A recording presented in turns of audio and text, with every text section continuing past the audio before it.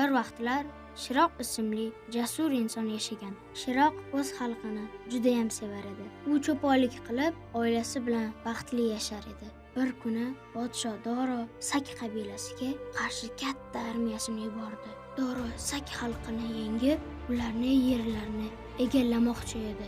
Shiroqning qabilasi ham hujumga uchradi. U o'z xalqini hiyla bilan himoya qilmoqchi bo'ldi. Shiroq Doro bir qarorgohiga kelib, unga qabiladoshlari nohaq ozor yetkazganini aytdi. Ularga qisqa yo'lni ko'rsataman deb va'da berdi. Uning burni va quloqlari kesilgan edi va Doro unga ishondi. Eron qo'shini faqat 7 kunga yetadigan suv va oziq-ovqat olgan edi.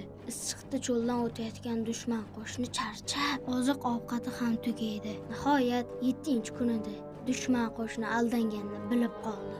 Shiroq Shoh Doro va uning askarlariga qaradi, shunday dedi: Men yolg'iz o'zim Doro qo'shinini yengdim. Sizlarni aldab cho'lning qoq o'rtasiga olib keldim. Xohlagan tomoningizga ketishingiz mumkin. Vohagacha 4 tomoningiz ham 7 kunlik yo'l. U o'ldirildi, lekin uning jasorati va xalqiga sevgisi abadiy qoldi. Doro va uning armiyasi cho'ldan katta yo'qotishlar bilan chiqdi. Shiroq esa o'z xalqini himoya qilgan mard qahramon sifatida yodda qoldi.